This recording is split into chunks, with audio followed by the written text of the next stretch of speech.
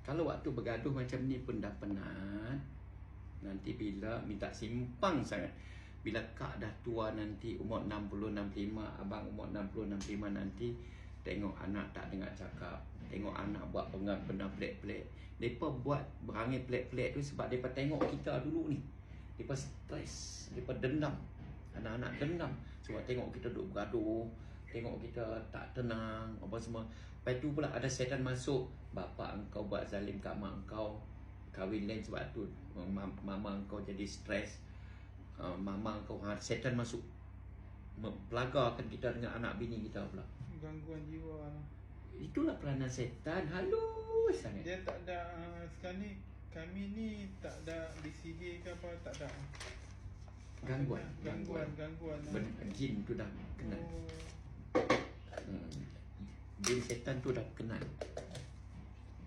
Selalu macam ni. Bila kita mimpi setubuh, bermakna jin tu sudah berkenan kat kita. Walaupun dalam kita mimpi tu bini kita ada jin. Lepas tu dia mula nak kahwin bini kita. Waktu ni jin lain pula masuk sana untuk nak benci kat kita. Bertembung.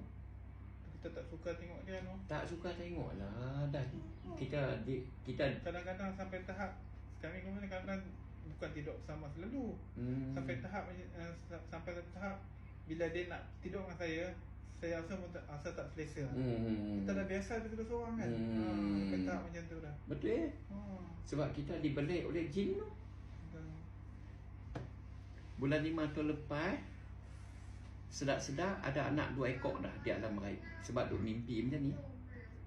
Saya boleh cakap dengan jin tu. Jin tu berkata, kami dah lama dah kahwin lah, kami sudah ada 2 anak.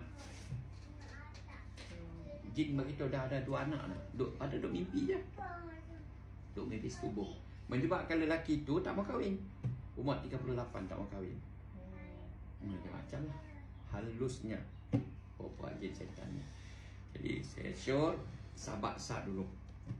Balik makan madu saudara saya ni, saya doa siap dah dalam ni untuk servis balik semua sistem saraf organ termasuk juga gangguan. InsyaAllah no.